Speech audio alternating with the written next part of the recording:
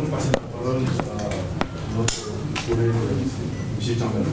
Campbell, qui va la oui. Merci.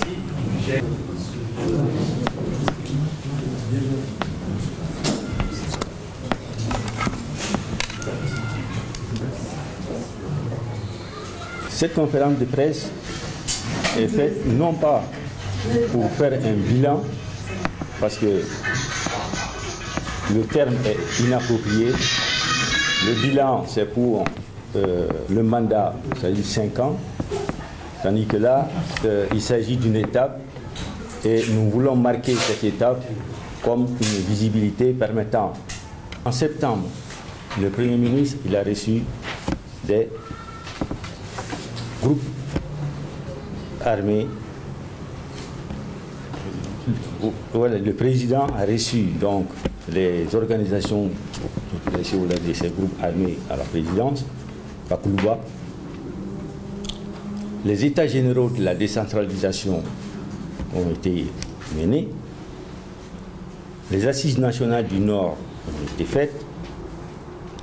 Il y a eu même en avril 2014 la nomination du haut représentant du président de la République.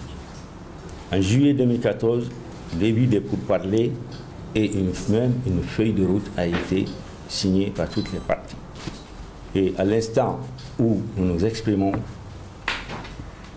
les pourparlers sont en cours à Alger pour arriver finalement, dont l'objectif c'est d'arriver à conclure un accord définitif pour que le Mali puisse avoir la paix. Merci, Monsieur le Secrétaire général. Je voudrais saluer l'ensemble des personnes qui sont venues aujourd'hui pour assister à cette conférence de presse. Conférence de presse à laquelle moi-même j'assiste, mais pas en tant que conférencier. Je suis en route pour la Chine pour rejoindre la délégation du président.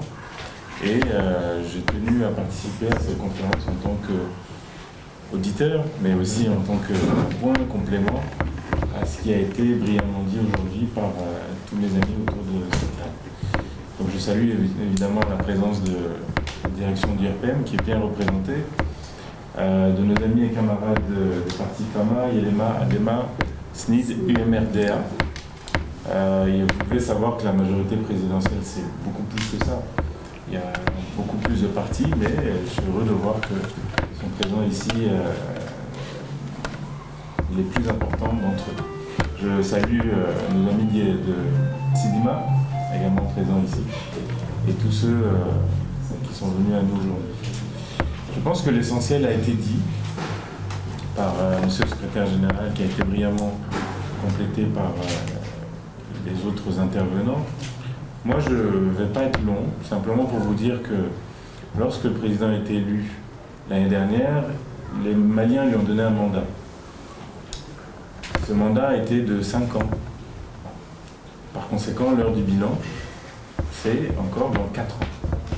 C'est dans 5 ans que le président devra rendre des comptes sur l'action qui a été menée par lui au cours du mandat. Seulement, nous sommes conscients qu'il y a une attente très élevée dans le pays, que les Maliens ont soif d'information, veulent savoir ce qui se fait en leur nom pour eux et veulent qu'on leur dise après ce qui est prévu d'être fait pour la poursuite du mandat. C'est pourquoi nous avons estimé qu'il était important, normal, que le chef de l'État s'exprime. Vous avez les uns les autres, j'en suis sûr, regardé l'interview qu'il a donnée il y a quelques jours. Il y a une autre interview qui va être diffusée ce soir, cette fois-ci en langue bamana, pour que l'ensemble de la nation soit édifié sur la politique qui est conduite en ce moment, les actes posés et encore une fois surtout sur les perspectives pour la suite du mandat. Donc je ne vous cache pas que ça n'a pas été une année facile, au contraire, ça a été une année très difficile, parce que ça a été rappelé, la situation du pays en septembre 2013 était presque catastrophique. Il y a des actes importants qui ont été posés pendant la transition, mais nous sommes venus trouver un pays dans de grandes difficultés. Donc c'était avant tout une année je dirais, de normalisation, de stabilisation. Il fallait stabiliser la situation dans beaucoup de domaines.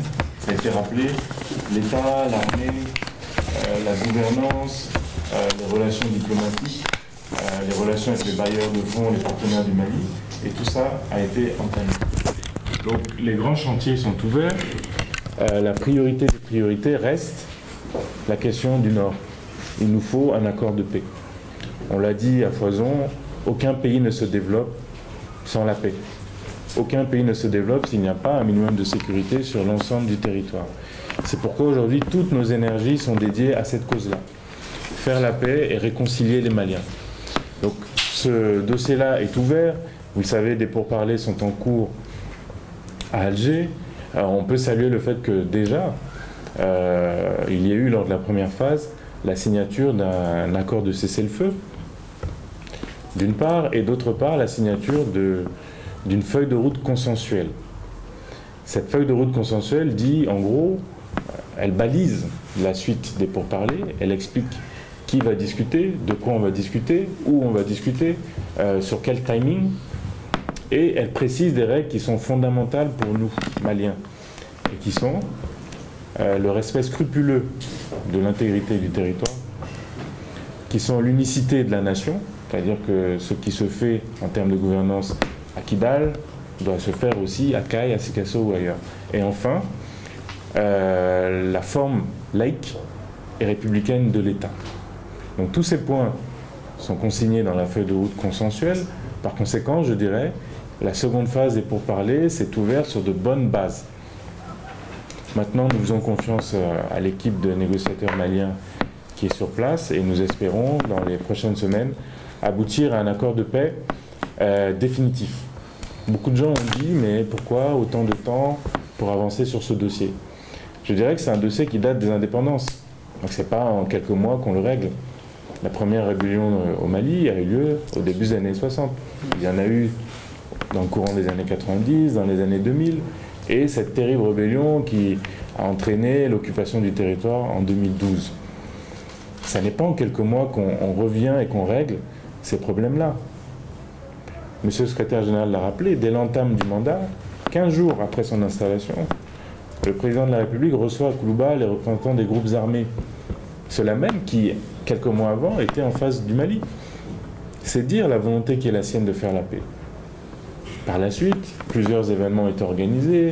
On a enclenché un processus pour que les Maliens se parlent à travers les assises nationales sur le Nord, qui ont eu lieu à Bamako, et ensuite dans toutes les régions, à travers les états généraux sur la décentralisation, parce que la vision du chef de l'État, c'est que pour régler de manière définitive le problème de l'irrédentisme dans le nord du pays, il faut rapprocher l'État du citoyen. Et comment on le fait? On le fait à travers une décentralisation plus poussée, plus approfondie. La décentralisation malienne a été souvent citée en exemple. On a dit, oui, au Mali, il y a 703 communes qui travaillent sur le terrain, c'est vrai, les lois sont là, mais dans la réalité, il faut reconnaître que la décentralisation n'a pas toujours marché. Les choses se décident le plus souvent à Bamako. Cette fois-ci, nous voulons aller plus loin. C'est pourquoi il est prévu, dans le courant de 2015, des élections régionales. Les Maliens, partout sur le territoire, vont pouvoir élire leur assemblée régionale, comme c'est le cas ici en France d'ailleurs. Ils vont élire des conseils régionaux qui vont ensuite, entre eux, élire un président de région avec un exécutif régional. Ces régions-là auront des pouvoirs, un budget pour régler certains problèmes. Et je dis encore une fois, de la même manière sur l'ensemble du territoire. Il ne s'agit pas de donner un statut particulier à telle ou telle région, mais de faire en sorte que partout sur le territoire, les citoyens puissent choisir leurs représentants locaux. De cette manière-là, on ne pourra plus nous dire « Ah, mais vous nous envoyez des gens depuis Bamako, ils ne représentent pas, ils ne connaissent pas, ils ne sont pas de même culture que nous. » Cet argument-là ne sera plus possible dans la mesure où ce sont les citoyens eux-mêmes qui choisiront ceux qui vont les représenter à l'échelon régional. Donc je dirais que c'est une avancée majeure. Donc ça fait partie des choses qui vont être discutées dans les pourparlers à Alger et pour que nous aboutissions rapidement à un accord de paix définitif. À partir de là, je dirais, c'est la seconde phase du mandat qui va s'enclencher. Une phase, je dirais, après la phase de normalisation, de stabilisation, une phase d'accélération et d'amplification. Nous allons, à partir de là, concentrer toutes nos énergies sur le développement. Parce que c'est ça, la vocation de politique dans un pays comme le Mali. On est là pour développer notre pays dans le domaine de l'éducation, de la santé, du logement, dans le domaine des infrastructures, dans le domaine de l'économie, Et Dieu sait si le Mali a un potentiel à ce niveau-là, dans tous les domaines. Nous avons la chance, et vous en savez quelque chose, d'avoir une diaspora qui est dynamique, qui bouge, qui fait l'honneur du Mali partout où elle est présente, et qu'on doit entraîner à contribuer avec nous à ces efforts-là. Nous avons des formidables atouts d'un point de vue économique, des richesses dans le sous-sol, l'agriculture qui représente un potentiel incroyable pour demain bâtir une véritable agro-industrie qui exporte pour faire du Mali le grenier de la sous-région. Nous avons des atouts touristiques, vous le savez, pas seulement au nord, mais aussi dans les régions du sud du pays.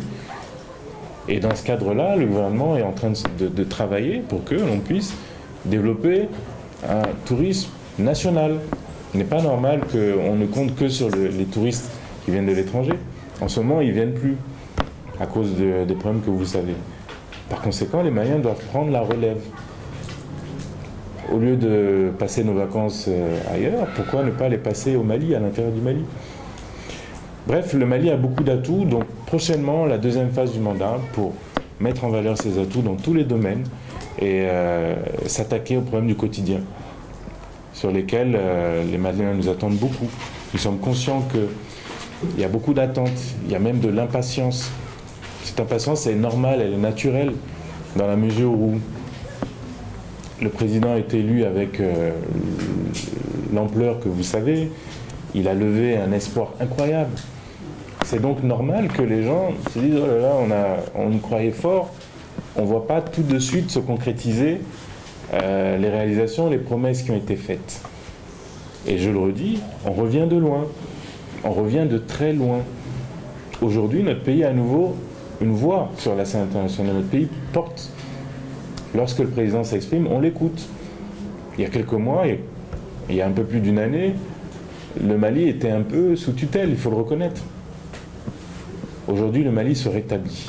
Le Mali se rétablit grâce aux efforts des uns et des autres, et nous demandons aux Maliens de continuer de nous faire confiance pour qu'au cours des mois, des années qui viennent, nous puissions réaliser le projet de société qui est celui du président, vous le connaissez, l'honneur du Mali. Dans ce domaine, beaucoup d'actes ont été posés, et le bonheur des Maliens où il y a encore beaucoup à faire. Voilà, il y a un point qui me concerne particulièrement, si vous me donnez encore quelques minutes. On parle beaucoup de la communication. J'ai dit moi-même que nous n'avons pas été toujours bons dans ce domaine-là. Et je l'assume. Je le dis d'autant mieux que j'étais près du président il y a quelques mois et qu'aujourd'hui, on m'a confié la tutelle du ministère en charge de la communication. Ça veut dire que pour moi, aujourd'hui, c'est encore plus important qu'avant. Donc cet exercice auquel nous plions aujourd'hui, déjà, je trouve une démarche qui va dans le bon sens. Le fait qu'à échéance régulière, les représentants de l'État, à commencer par le premier d'entre eux, viennent au-devant des Maliens pour dire voilà ce que j'ai fait, voilà où nous en sommes, et voilà ce que nous prévoyons de faire dans les mois à venir, c'est déjà bien. Il faut le reconnaître. Il ne faut pas qu'on ne parle que de ce qui ne marche pas. Je trouve que c'est une avancée que le président puisse faire ces interviews dans les deux langues les plus pratiques, le français pour toucher au Mali et à l'extérieur, et le bamanankan pour toucher la majorité des Maliens. Et il y aura dans les jours, dans les semaines à venir, une amplification de la communication gouvernementale. Jusqu'ici, il faut reconnaître que nous n'avons pas été toujours à la hauteur parce que le gouvernement n'avait pas de stratégie clairement définie, une stratégie de communication. Donc cette stratégie existe maintenant. Et tout ce que vous voyez en ce moment est dans cette stratégie. C'est la stratégie que nous sommes en train de déployer. Deuxièmement, ça n'a pas bien marché parce que le gouvernement n'avait pas et n'a toujours pas d'instrument d'exécution de la communication gouvernementale. C'est pourquoi nous allons créer d'ici le mois d'octobre le service d'information gouvernementale. Pour ceux qui suivent un peu l'actualité politique française, ça c'est une structure qui existe ici en France, qui existe dans d'autres pays, y compris dans la sous-région, au Burkina Faso, en Côte d'Ivoire. J'ai moi-même envoyé une équipe dans ces pays pour s'inspirer de leurs expériences, observer. Donc le service d'information gouvernementale, SIG, en abrégé, c'est quoi?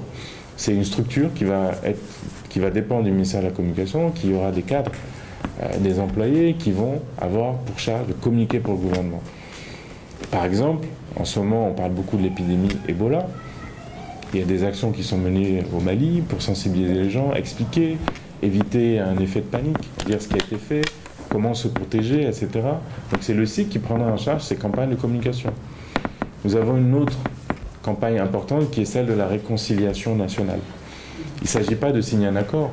Une fois que l'accord sera signé, il faudra aller le vulgariser, expliquer dans les médias, mais aussi à travers une communication de proximité auprès de nos compatriotes dans toutes les langues qu'ils comprennent. Ça aussi, c'est le SIC qui pourrait le prendre en charge. L'organisation de conférences de presse, là aussi. Bref, nous aurons bientôt un instrument d'exécution de la politique de communication gouvernementale. Enfin, troisièmement, pour améliorer cette communication, nous sommes en train de réformer en profondeur les médias publics, les médias audiovisuels et écrits. Vous pensez forcément à l'ORTM, donc c'est l'ORTM chaîne 1, TM2, qui existe, que vous ne recevez peut-être pas ici à Paris, mais qui existe et sur laquelle nous avons beaucoup d'espoir. Il y a les radios, chaîne nationale, chaîne 2, et il y a le journal Les Soirs. Ce que nous voulons, c'est que demain, tous ces médias-là soient au service de la nation. Que ces médias-là puissent, d'une part, véhiculer l'information gouvernementale, mais ça n'est pas que ça, qu'ils puissent être aussi des outils au service de tous les Maliens. Moi, je tiens à ce qu'il y ait sur ces médias-là une pluralité politique. Il ne s'agit pas de médias qui appartiennent à l'État, où on ne doit voir en tant que des représentants de l'État. Je suis, vous le savez, moi-même journaliste. Je ne pourrais jamais accepter qu'au Mali, on revienne à des pratiques qui vont à l'encontre de la liberté d'expression et de la liberté de presse. Ça, c'est un droit fondamental que nous allons conserver. Donc ces médias-là vont être améliorés pour être plus représentatifs de la société malienne. C'est-à-dire que tout le monde doit s'y retrouver. Vous, compatriotes de la diaspora, nos compatriotes qui sont dans les régions du Sud, dans les régions du Nord, partout. Il faut que ces médias-là représentent la diversité culturelle, ethnique du Mali. Il faut qu'il y ait des programmes qui vous intéressent. Je sais que beaucoup apprécient les feuilletons, les séries d'Amérique du Sud, d'Inde. Bon. Mais moi, je me battrais pour qu'il y ait avant tout une production nationale. Encore une fois, ce sont des médias publics. Il est donc normal qu'à travers eux soit avant tout notre culture qui soit véhiculée. Donc il y a un travail en profondeur aussi pour l'information. Le JT, il est comme il est, et nous allons le performer, faire en sorte qu'il soit plus court, faire en sorte qu'il commence à l'heure, faire en sorte qu'il y ait à l'intérieur du JT des débats, faire en sorte qu'il n'y ait pas que la couverture de l'actualité gouvernementale. Bref, nous avons conscience des problèmes qu'il y a dans ce secteur-là, et nous sommes en train de les régler. Un autre point, nous allons bientôt faire voter une loi qui va créer la haute autorité de la communication, dont l'objectif sera de réguler le secteur. Parce que, vous savez, depuis les années 90, il y a eu une profusion, une création de titres de presse, de journaux, également de radios privées, de télé, même s'il n'y en a pas beaucoup encore, et qui travaillent un peu dans l'anarchie, qui ne sont pas contrôlés. Demain, la HAC aura pour mission de réguler ce secteur-là, de contrôler. Par exemple, on ne peut pas tout dire n'importe quoi dans les radios, dans les journaux. Malheureusement, c'est le cas aujourd'hui. Nous ne voulons pas censurer. Encore une fois, je serai garant de la liberté de presse. Mais on ne peut pas accepter qu'il soit porté atteinte à l'honneur, à la dignité des personnes, quelles qu'elles soient. Je me souviens, il y a quelques semaines, un journal a publié un article. On parlait d'un cannibale qui aurait dévoré une petite fille, et on voit la photo de la petite fille éventrée avec ses entrailles à l'air. Ça, c'est pas acceptable. On ne peut pas accepter ça. Ces journaux peuvent être lus, vus par des enfants, par des gens sensibles. Vous voyez, puisque la presse n'arrive pas toujours à s'auto-réguler, nous allons créer un régulateur qui le fera. Comme en France, il y a le CSA, comme dans d'autres pays, il y a d'autres organismes qui régulent les secteurs de la communication. Les radios libres. Quand vous allez au Mali, je suis sûr que vous écoutez. Vous voyez, c'est des tombeaux d'insultes. Bravo pour l'activité.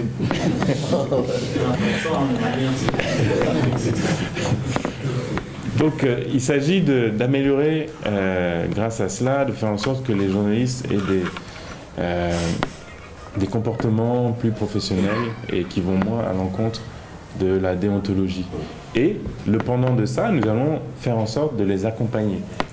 Nous sommes sur le point d'ouvrir à la rentrée prochaine une école de journalisme, il n'y en avait pas au Mali. C'est une première pour aider les gens à acquérir une véritable formation dans ce domaine. Nous allons faire voter une loi sur la presse pour réguler l'accession à ce métier. Il ne faut pas que n'importe qui puisse se lever et dire « moi je suis journaliste ». Je sais qu'il y en a ici dans la salle, vous savez ce que c'est. Donc on veut encadrer le secteur et lui donner les moyens de se développer mieux. Voilà donc pour ce qui est de la communication, c'est vous dire qu'on sait les difficultés, on sait les défaillances et nous sommes déterminés à les régler. J'ai 3 questions pour vous, monsieur Camara, ministre de la Communication.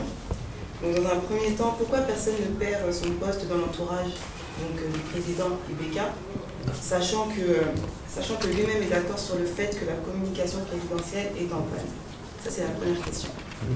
Pour la deuxième question, est-ce que vous comprenez la déception de tous les Maliens pour la première année de la prise du pouvoir de Ibeka? Et pour la troisième question, comptez-vous prendre en compte les propositions qui ne racontent pas que des bêtises? Voilà. Ma chère sœur, merci pour ces questions, j'en attendais pas tant d'une sœur.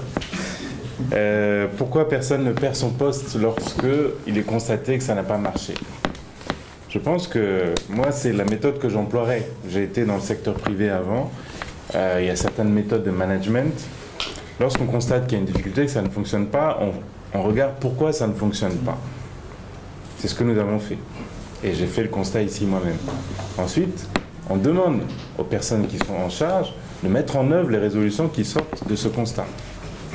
On a dit, ça ne marche pas pour telle raison, maintenant faites le boulot comme ci, comme ça. C'est ce qui est en train d'être fait. Troisième étape, si on constate effectivement que malgré tout ça ne marche pas, on termine. Voilà. Donc je pense qu'il y a des gens de compétences qui ont été appelés autour du président.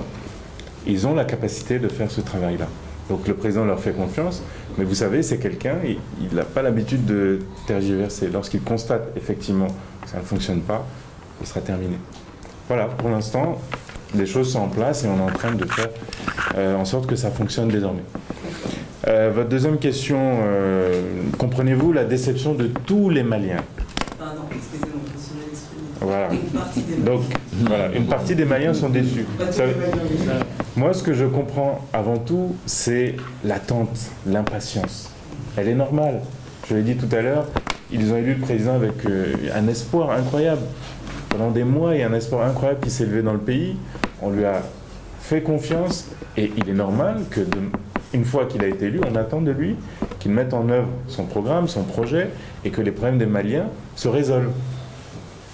Cette déception dont vous parlez, cette impatience dont je parle, selon moi, elle s'explique par le fait que nous n'avons pas assez dit l'état du pays à notre arrivée. Le pays était dans une telle situation qu'il n'était pas possible en quelques mois de régler tous les problèmes, c'est évident. Mais dès lors qu'on explique cela aux Maliens, et c'est ce que nous faisons depuis quelques semaines, nous allons les rencontrer, nous organisons des rencontres sur le terrain, à l'intérieur du pays, à Bamako, nous nous déployons dans les médias. Dès lors qu'ils comprennent cela, ils disent « Ah oui, bon, on comprend, c'est vrai, c'est pas évident. C'est vrai, vous avez posé des actes quand même qui sont assez importants et qui vont dans ce sens-là. » Les gens nous ont dit « Mais la corruption est généralisée, c'est la foire à l'impunité. » Aujourd'hui, nous voulons créer au Mali une culture de la sanction. Que les gens aient peur désormais. Que l'on se dise on ne doit pas faire telle erreur parce que sinon on sera sanctionné. Il y a eu ce qu'a rappelé M. le secrétaire général, des juges. Vous avez vu ce qui s'est passé au moment des examens, du DEF, du bac. Des gens ont arrêté et aujourd'hui sont en train de répondre devant la justice. Il y a des grandes sociétés où il est avéré qu'il y a eu des malversations. Eh bien, leurs responsables sont également devant la justice. Le président s'est engagé à ce que tous les rapports des structures de contrôle qui lui parviennent et qui font état de mauvaise gestion soient envoyés à la justice. Et aujourd'hui, devant la justice, il y a plus de 200 dossiers dans les différents pôles économiques. à Bamako, à Kay, à Mopti et ailleurs. Donc sur ça, on ne peut pas aller plus vite que la justice. Mais là, l'engagement qui a été pris est tenu. Seulement, la justice a un rythme qui, il faut le reconnaître, est un peu lent. Et le président l'a expliqué lors de son interview, il n'est pas celui qui va intervenir dans les affaires de justice. Nous avons souhaité une justice indépendante qui mette chaque citoyen au même niveau. Par conséquent, ça n'est pas le premier des citoyens qui va aller intervenir, dites faites ci, faites ça. Non.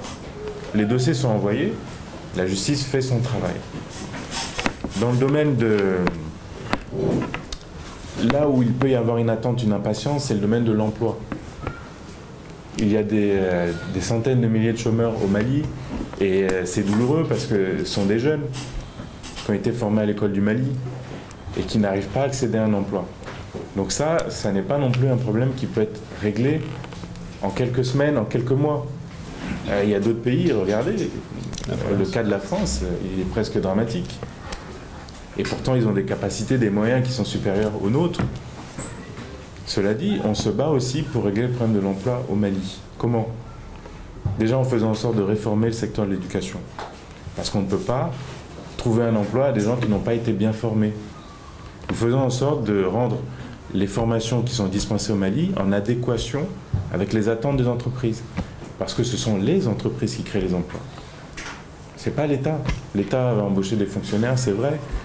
Mais si on veut un emploi de masse, on ne peut compter que sur le secteur privé. Donc il y a des actes qui sont posés pour que le système de l'enseignement au Mali évolue, soit plus professionnalisé, plus technique.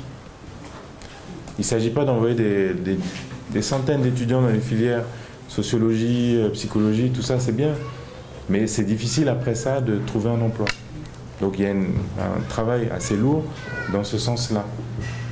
Il est aussi question de rendre le climat des affaires plus performant, améliorer l'environnement pour que les entreprises justement aient intérêt à investir. Donc là aussi la justice a un rôle à jouer. Parce que si vous investissez et que vous savez que vos biens ne sont pas garantis, vous n'aurez pas envie d'investir. Il y a aussi sur la question des facteurs de production, l'énergie. Au Mali, on dit souvent elle est chère. Mais vous savez que le kilowattheure au Mali est produit à plus de 140 francs CFA. Et vous savez à combien il est vendu? Il est vendu à 90-92 francs CFA. C'est dire l'effort qui est fait par l'État pour soulager les populations. Et ça, on ne l'a pas assez dit, mais c'est une réalité. Donc nous nous battons pour que les infrastructures énergétiques évoluent, soient améliorées, pour que le coût de l'énergie puisse encore baisser et encore une fois favoriser le secteur privé. Ensuite, il y a aussi la question de l'eau. Il y a aussi la question du foncier. On n'investit pas si on sait que demain on va se faire avoir, quelqu'un va prendre notre terrain. Et je suis sûr que ici, parmi vous, il y a au moins une dizaine de personnes, si ce n'est plus, qui ont eu ce problème-là de foncier. On est tous concernés. Donc là aussi, il y a des projets en cours.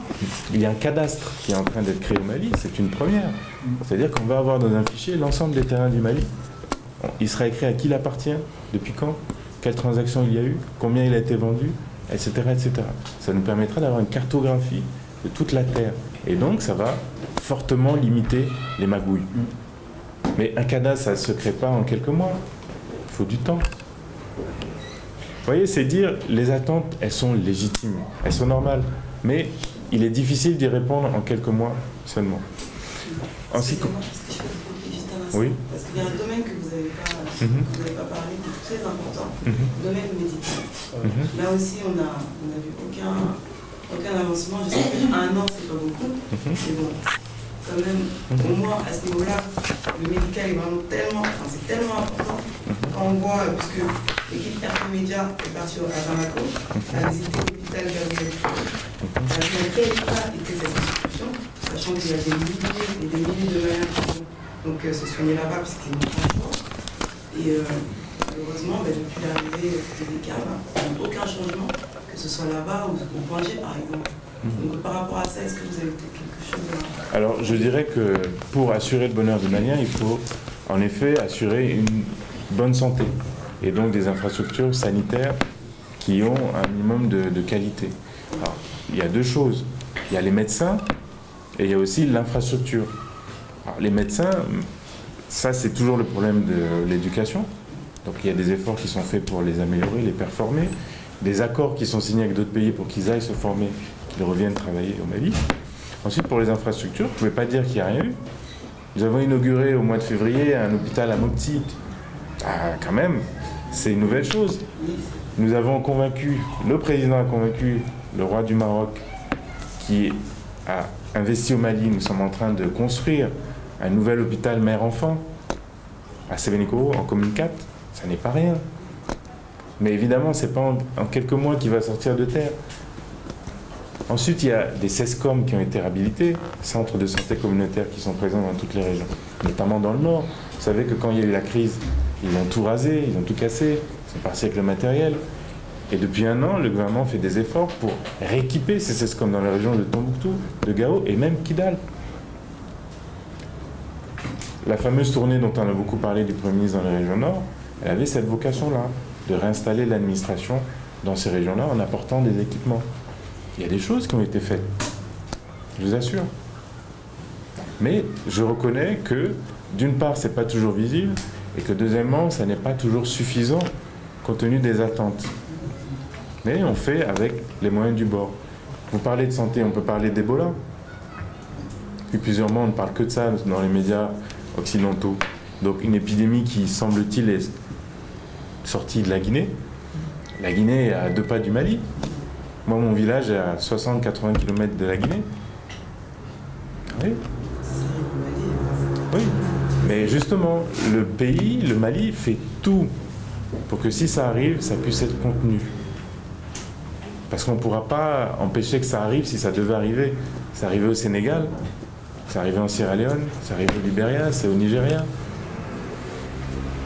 Demain, ça peut arriver au Mali, mais tout a été mis en place pour que ce soit contenu. Pour ceux qui se rendent régulièrement au Mali, qui sont venus ces derniers mois, vous constaterez qu'à l'arrivée, on vous fait un contrôle de température. Vous avez une caméra thermique qui vérifie que votre température n'excède pas 37 degrés. Si c'est le cas, vous êtes immédiatement emmené dans un centre de soins. On en a mis dans les 3 grands hôpitaux, l'hôpital du Mali, Point G et Gabriel Touré. D'ailleurs, vous n'avez pas cité l'hôpital du Mali, vous auriez dû y aller aussi, parce qu'il est plus moderne et là-bas, les conditions de traitement des patients sont meilleures. Dès qu'un patient est identifié comme pouvant être porteur de la maladie, il est tout de suite emmené, isolé, traité, on fait les prélèvements nécessaires qui sont envoyés dans un centre de diagnostic qui se trouve au Mali. Le Mali est l'un des rares pays de la sous-région qui est capable de diagnostiquer ça. À ce stade, nous avons trouvé 18 personnes à risque qui ont été testées et il se trouve qu'elles sont toutes négatives. Pour ce qui est des frontières, certains nous ont dit, mais les autres ont fermé leurs frontières, pas vous. Alors c'est normal qu'on explique pourquoi on ne l'a pas fait. On ne l'a pas fait parce que, d'une part, nous savons que les frontières sont poreuses. Quand on dit on ferme la frontière, on dit on ferme la route principale. Mais est-ce qu'on est capable de tout fermer, tous les points d'accès? Est-ce qu'on peut mettre un soldat partout? Non. Quelqu'un peut prendre l'avion, passer par un autre pays et venir chez vous. Donc, fermer les frontières, pour nous, ça n'a pas de sens, à fortiori quand il s'agit d'un pays frère, avec lequel nous entretenons depuis longtemps des liens forts. La frontière Mali-Guinée, c'est Kouré-Malé. Il y a Kouré-Malé-Guinée, il y a Kouré-Malé-Mali. C'est quelque part 2 pays, comme le disait Sékou Touré, qui sont les poumons d'un même pays, d'un même corps. Donc par solidarité. Et aussi parce que nous estimons que lorsqu'un pays vit une telle tragédie, il ne faut pas en rajouter. Il ne faut pas les asphyxier économiquement. Donc nous avons prévu des contrôles à la frontière qui sont assez serrés, aux aéroports, aux frontières routières, pour contenir la menace. Donc même dans le domaine de la santé, il y a des choses qui sont faites. Au niveau des propositions, toute proposition bonne mérite d'être prise en compte, évidemment. Et même, je dirais, surtout lorsqu'elles viennent de l'opposition. Parce que moi je rêve d'avoir au Mali une opposition constructive, qui s'oppose, on pose tel acte, et qui vient nous dire non, nous ne sommes pas d'accord, vous aurez dû faire comme ci, comme ça. Mais j'entends malheureusement seulement, on n'est pas d'accord, c'est pas bien ce que vous faites, vous n'auriez pas dû. Bon, mais on fait quoi? Quelle alternative proposez-vous? dès lors qu'il y a des propositions, elles sont à prendre. Et on ne les a pas attendues. Le gouvernement est en train de créer un statut pour l'opposition. Le projet a été adopté en Conseil des ministres. Il devrait être voté avant la fin de l'année. C'est une première au Mali. Ça veut bien dire qu'on est ouvert au débat. La preuve, on leur donne un statut. Ils ont un chef, un porte-parole qui aura un cabinet, des moyens mis à sa disposition, l'accès aux médias publics, qui pourra régulièrement rencontrer les autorités, qui accompagnera parfois même le chef de l'État dans des déplacements, ou qui participera à des événements organisés au moment où des chefs d'État, des personnalités étrangères viendront chez nous. Donc, évidemment qu'on est prêt à accepter le débat. Et tout ce que vous proposez, justement, de débat. Le RTM, bientôt, il y aura des débats. Il y en a eu il y a quelques semaines. On a vécu une grève. Nous avons invité sur le plateau de l'UNTM le ministre en charge de la fonction publique et le secrétaire général adjoint de l'UNTM. C'est un débat. Dans le cadre du passage à la deuxième année, là aussi, il y aura des débats. On est ouvert au débat. Je pense que le débat, dès lors qu'il est constructif, il est bénéfique. Loin de nous l'idée de nous recroqueviller, d'attendre qu'on nous tape dessus. Non, au contraire, nous voulons expliquer parce qu'on est conscient que ce que nous faisons n'est pas toujours compris. Il y a une chose qui a été faite que les femmes doivent apprécier. Le gouvernement a adopté un projet de loi qui va garantir au moins un tiers de représentation féminine dans les instances de décision. Mais imaginez, souvenez-vous, 2009, le Code de la famille, vous vous souvenez ? Les autorités de l'époque avaient décidé de donner davantage de droits aux femmes. Souvenez-vous ce qui s'est passé. Aujourd'hui, peut-être discrètement pour ne pas gêner les uns les autres, en tout cas, on revient avec cela. Il y aura au moins un tiers, il devra y avoir au moins un tiers de femmes dans les nominations. Moi, si demain je nomme des gens dans les médias publics, par exemple, je dois faire en sorte qu'il y ait au moins un tiers de femmes. Il y aura plus de femmes dans les organes électifs. Demain, à l'Assemblée nationale, un tiers de femmes. Nous tous là, tous les partis là, vous devrez faire la place à au moins un tiers de femmes. Dans les régions, oui, je sais qu'il y a des partis qui sont déjà à l'avant-garde sur ça. Dans les régions dont j'ai dit qu'il y aurait des élections, là aussi, dans les communes, dans les mairies. Voilà des choses, il y a des choses qui sont faites. Je reconnais qu'elles ne sont pas toujours expliquées, véhiculées. Puisqu'on est entre nous, Maliens de l'extérieur, on peut aussi parler de ce secteur-là. Il y a eu une crise grave en Centrafrique. Les Maliens sont dans tous les pays du monde, vous le savez, et ils étaient aussi en Centrafrique. Une crise qui opposait des chrétiens aux musulmans. Nous sommes à majorité musulmane. Ça veut dire que nos compatriotes étaient particulièrement exposés. Quelle a été la réaction du gouvernement? Nous avons rapatrié l'écrasante majorité de nos compatriotes. Pas une seule perte. Tous nos compatriotes sont rentrés. Nous avons affrété des avions, nous avons été les chercher. Le ministre Silla, que je salue ici, s'est beaucoup mobilisé. Il a été lui-même. Les compatriotes sont rentrés par vagues successives. Pas une seule perte. Voilà. C'est vous dire l'attention qui est celle du pays pour ses compatriotes, où qu'ils soient. Il y a eu des promesses de campagne pour la diaspora. Vous en savez quelque chose? On a parlé de la maison de la diaspora au Mali, qui doit être un peu un point focal pour accueillir nos compatriotes qui sont de passage, qui viennent, avec une multitude de services à leur disposition. Il y a des maquettes qui sont prêtes, il y a un budget qui est intégré au budget 2015, qui doit être voté en octobre. Ça veut dire que ça va se faire. On a parlé de la Banque des Maliens de l'extérieur, là aussi. Créer une banque, c'est difficile, ça prend du temps. Donc c'est un fonds d'investissement qu'on aura au début et qui va à terme se transformer en banque. Donc c'est pour vous dire que les engagements qui ont été pris n'ont pas été oubliés, loin de là. Ils sont en train de se faire, mais de manière séquencée, en fonction des moyens à notre disposition et en fonction de l'environnement. Donc ma préoccupation par rapport à ces 1 an d'Ibrahim Boubacar Keïta au pouvoir depuis le 4 septembre 2013, c'est un constat. Le président de la République, en prêtant serment le 4 septembre 2013, a fait l'omission de l'article 37 de notre Constitution en citant le « je jure ».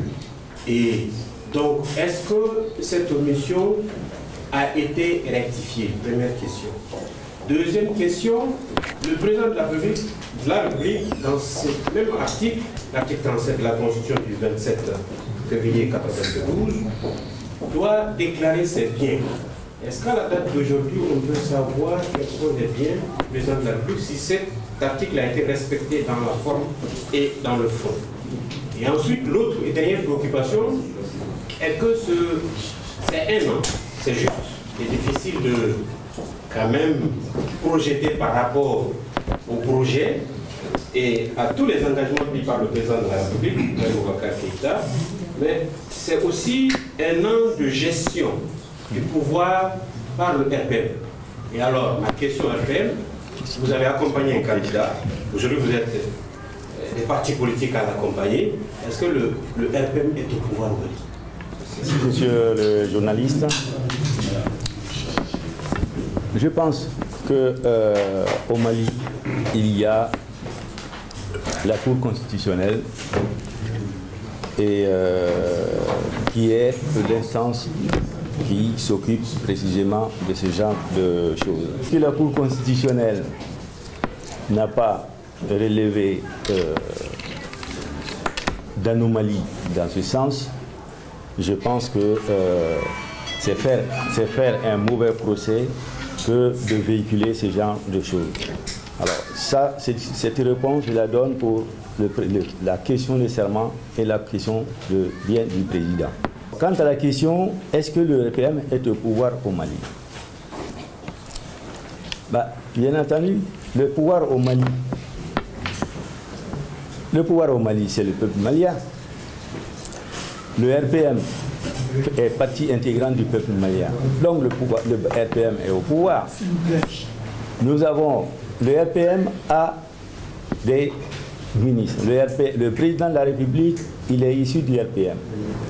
Les ministres importants sont issus du RPM. Alors, cette idée qui consiste à allumer le feu en disant le RPM n'est pas au pouvoir parce que le Premier ministre n'est pas du RPM, je rappelle simplement ceci.